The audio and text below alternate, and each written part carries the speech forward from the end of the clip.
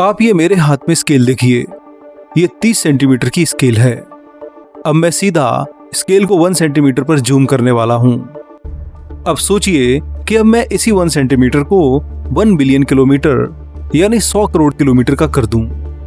अब हर एक सेंटीमीटर इस स्केल पर 1 बिलियन किलोमीटर जितना है और 30 सेंटीमीटर की ये स्केल 30 बिलियन यानी 30 अरब किलोमीटर की स्केल बन चुकी है।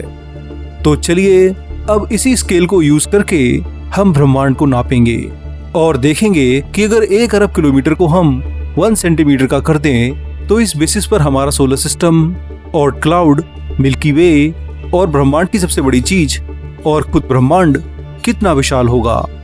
और सबसे इम्पोर्टेंट बात जो मैं इस वीडियो के एंड में बताऊंगा वो आपको पक्का हैरान कर देगी। इस स्केल पर भी ब्रह्मांड एक ऐसा सच बताता है जो वैज्ञानिकों तक को परेशान कर देता है। तो चलिए दोस्तों, बिना एक सेकंड गवाए ब्रह्मांड को नापना शुरू करते हैं। तो अब हमारी ब्रह्मांड को नापने वाली स्केल हमारे हाथ में है। इसका हर एक सेंटीमीटर 100 करोड़ किलोमीटर जितना है। अब इस स्केल के आधार पर चलिए सबसे पहले सूर्य और पृथ्वी की दूरी देखते हैं। ऑन एन एवरेज पृथ्वी सूर्य से 15 करोड़ किलोमीटर दूर है और इस स्केल के स्टार्ट में हम सूर्य रखें तो यहाँ पृथ्वी केवल 1.5 मिलीमीटर दूर है, जो कि मुश्किल से दिखाई दे रही है। सोचो इस स्केल पर 15 करोड़ किलोमीटर कितना कम है। खैर अब और आगे बढ़ते हैं। स्केल को अपने हाथ में ही रखिए और विजुअलाइज कीजिए कि सूर्य और लास्ट ग्रह नेपच्यून के बीच की दूरी कितने सेंटीमीटर होगी। अगर नासा की माने तो नेपच्यून सूर्य से करीब 4.5 अरब किलोमीटर दूर है, तो हमारी स्केल पर ये 4.5 सेंटीमीटर के पॉइंट पर फिट होगा। यानी कुल 5 सेंटीमीटर के दायरे में हमारा पूरा सोलर सिस्टम अपने 8 ग्रहों के साथ समा जाता है। पर यह तो केवल विशाल 8 ग्रहों की दूरी है। सौरमंडल में हजारों ड्वार्फ प्लैनेट्स और कॉमेट्स हैं जो इसके आकार को और विशाल बना देते हैं। अब इसी तरह सूर्य से 6 अरब किलोमीटर दूर प्लूटो 6 सेंटीमीटर के पॉइंट पर आएगा, जिसे आप खुद मेरे हाथों में पकड़े हुए स्केल पर विजुअलाइज कर सकते हैं। सोचिए केवल 1.5 mm पर पृथ्वी और 6 सेंटीमीटर पर प्लूटो। इसी से आप सोलर सिस्टम के आकार को समझ सकते हैं, पर यह आकार भी कुछ नहीं है।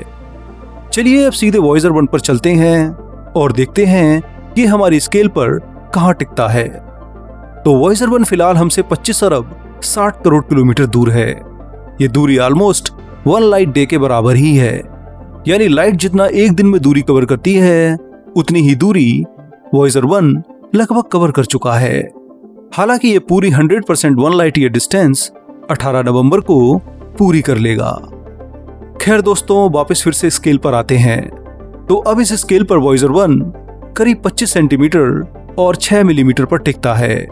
अगर आप ध्यान से देखें तो आप पाएंगे कि सूर्य के स्टार्टिंग पॉइंट से लेकर के हमने लगभग एंडिंग पॉइंट तक को वॉयेजर 1 की मदद से कवर कर लिया है। आज से 50 साल पहले लॉन्च हुए इस स्पेस प्रोब ने अपनी दूरी 1.5 मिलीमीटर पर स्टार्ट की थी और आज ये 26 सेंटीमीटर के करीब पहुंच गया है। इसी से आप अंदाजा लगा सकते हैं कि ये पृथ्वी से वास्तव में कितना दूर है। खैर इसे हमारी पूरी स्केल को पार करने में अभी 8 साल और लगने वाले हैं। अब इसी स्केल को और बड़े लेवल पर लेकर चलते हैं और देखते हैं कि ऑट क्लाउड अब कितना विशाल होगा और मिल्की वे इस स्केल पर कितनी विशाल होगी। दोस्तों, इस समय हम 26 अरब किलोमीटर दूर हैं, यानी सूर्य से 26 सेंटीमीटर दूर। पर इस दूरी पर भी सूर्य की ग्रेविटी बहुत ताकतवर है। उसने लाखों करोड़ों कॉमेट्स को अभी भी पकड़ रखा है। तो इस ग्रेविटेशनल फोर्स के समुद्र को पार करने के लिए आपको पूरे ऑट क्लाउड को पार करना होगा। यह कोई छोटा मोटा क्लाउड नहीं है। इसकी लास्ट बाउंड्री करीब 1 लाख एस्ट्रोनॉमिक यूनिट पर खत्म होती है, यानी सूर्य और पृथ्वी की दूरी से भी 1 लाख गुना ज्यादा। अब हमारी स्केल पर सूर्य और पृथ्वी केवल 1.5 मिलीमीटर दूर थे, जो कि एक बुक के हार्ड कवर की मोटाई जितनी है। तो अब इस स्केल पर ऑट क्लाउड की लास्ट बाउंड्री 150 मीटर दूर होगी। इस दूरी को अगर आप पैदल पार करो तो आपको 1.5 मिनट लगेंगे। इसी से आप समझ सकते हैं कि ये कितना विशाल है। जहां सूर्य और पृथ्वी केवल 1.5 mm दूर हैं, यानी आपकी उंगली की मोटाई से भी छोटे हैं, और वॉइजर केवल 26 सेंटीमीटर दूर है, यानी 1 फुट दूर है, तो इस स्केल पर ऑट क्लाउड सोचिए कितना विशाल है। इसी से आप सोलर सिस्टम के आकार का अंदाजा लगा सकते हो। पर ब्रह्मांड में ये दूरी भी एक एटम के बराबर है। असल में ब्रह्मांड में किसी ग्रह, स्टार, ब्लैक होल और गैलेक्सी के साइज से भी ज्यादा डरावनी चीज है तो वो है दूरी, यानी डिस्टेंस। ये दूरी ही आपको इस कदर पागल कर देगी कि आप सोचना तक बंद कर देंगे। अब आपने ऑट क्लाउड की बाउंड्री अपने स्केल से नाप ली है और आपका अगला target alpha Centauri star system है। आप सबको पता ही है कि यह सिस्टम सूर्य से 4.3 लाइट ईयर दूर है। तो अब इस दूरी को अपनी स्केल पर देखते हैं। तो इस स्केल पर यह दूरी 402 मीटर बनती है, यानी जहां वॉइजर 1 केवल 26 सेंटीमीटर की यात्रा कर पाया है, तो सोचो ये स्टार सिस्टम इस स्केल पर कितना दूर है। 26 सेंटीमीटर आपके हाथ के बराबर है, जिसे आप एक अंगुल में नाप सकते हो, पर 402 मीटर सोचिए कितना बड़ा है। इस दूरी को मुझे पैदल कवर करने के लिए कम से कम 570 स्टेप्स चलने होंगे। इसी से आप अल्फा सेंटोरी स्टार सिस्टम की दूरी को समझ सकते हो।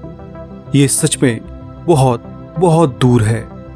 खैर, अब और लंबी छलांग लगाते हैं और चलते हैं मिल्की वे के सेंटर की ओर और देखते हैं कि हमारी इस स्केल पर इसके सेंटर में मौजूद black hole Sagittarius A star कितना दूर है।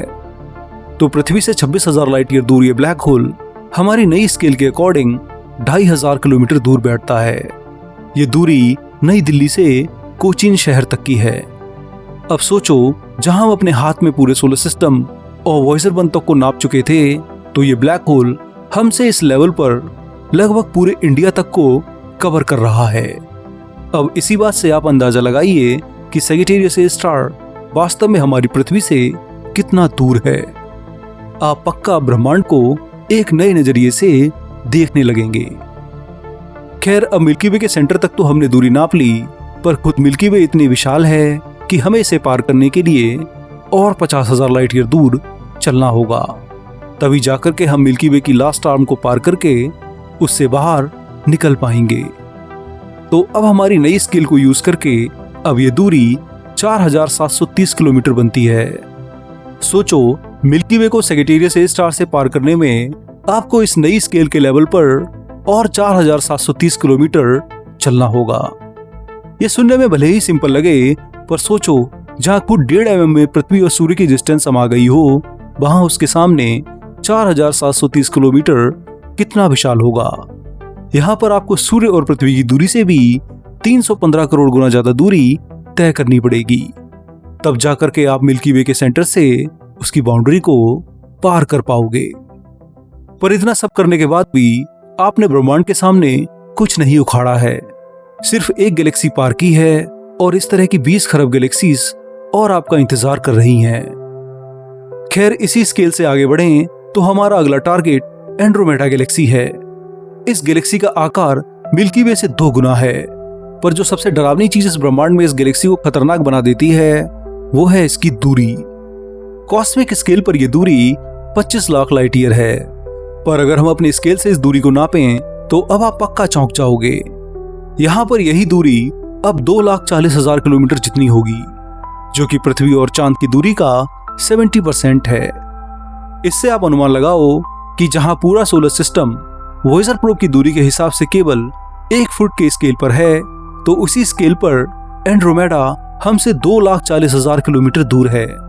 इसी से आप समझ सकते हैं कि ब्रह्मांड में एक गैलेक्सी से दूसरी गैलेक्सी की दूरी हम इंसानों के लिए कितनी ज्यादा डरावनी है। खैर, इतना कवर करके भी हमने ब्रह्मांड की अब तक 0.002% दूरी तय की है। पूरे ब्रह्मांड को अपनी इस स्केल से नापने के लिए हमें अब गैलेक्सी ग्रुप्स और कॉस्मिक वॉइड्स को पार करना होगा। तो अब आपको ब्रह्मांड को पार करने के लिए सबसे पहले लोकल ग्रुप की विशालता को नापना होगा। ये ग्रुप हमारी मिल्की वे और एंड्रोमेडा दोनों का घर है। आकार में ये करीब 1 करोड़ लाइट ईयर में फैला है, पर हमारी स्केल पर यह विशाल ग्रुप अब 9.5 लाख किलोमीटर का होगा। ये पृथ्वी और चांद की दूरी का 2.5 गुना है। सोचिए, जिस स्केल पर पृथ्वी और सूर्य केवल 1.5 मिलीमीटर पर सिमट रहे हैं, उसी स्केल पर हमारा लोकल ग्रुप करीब 10 लाख किलोमीटर जितना विशाल है। पर हमारा स्केल और भी आगे बढ़ने वाला है। लोकल ग्रुप को पार करने के बाद आप विर्गो सुपर क्लस्टर में हैं। इसकी विशालता ही आपका दिमाग खराब कर देती है। करीब 11 करोड़ लाइट ईयर में फैला ये गैलेक्सी ग्रुप हमारी स्केल में 1 करोड़ किलोमीटर जितना बनता है, जो कि सच में इस स्केल पर भी कितना विशाल है। अब सोचो, जहां हमने 1 अरब किलोमीटर को 1 सेंटीमीटर का कर दिया, वहां भी ये सुपर क्लस्टर 1 करोड़ किलोमीटर जितने आकार का है, जो सच में हैरान कर देता है। ये ग्रुप इतना विशाल है कि वॉयेजर 1, जो कि हमारी स्केल पर 26 सेंटीमीटर पर है, अगर हर सेकंड 1 सेंटीमीटर दूरी यानी 100 करोड़ किलोमीटर भी पार करे तो उसे भी विर्गो सुपर क्लस्टर को पार करने में 32,000 साल लग जाएंगे। इसी से आप इसकी विशालता को समझ सकते हो। खैर, ये भी कुछ नहीं है। विर्गो सुपर क्लस्टर में जहां हम हैं, वो जगह इससे भी कई गुना विशाल लेनिएका सुपर क्लस्टर का हिस्सा है। करीब 52 करोड़ लाइट ईयर में फैला ये सुपर क्लस्टर हमारी स्केल पर 5 करोड़ किलोमीटर जितना है। ये दूरी रियल स्पेस में सूर्य और बुध यानी मरकरी की दूरी के बराबर है। अब आप इमेजिन करो कि जिस स्केल पर पृथ्वी और सूर्य के बीच की दूरी सिर्फ 1.5 मिलीमीटर रह जाती है, उसी स्केल पर पूरा लेनिएका सुपर क्लस्टर लगभग 5 करोड़ किलोमीटर चौड़ा है, जो सच में हैरान कर देता है। ब्रह्मांड अपनी विशालता से हर किसी का घमंड तोड़ देता है। पर यह भी कुछ नहीं है।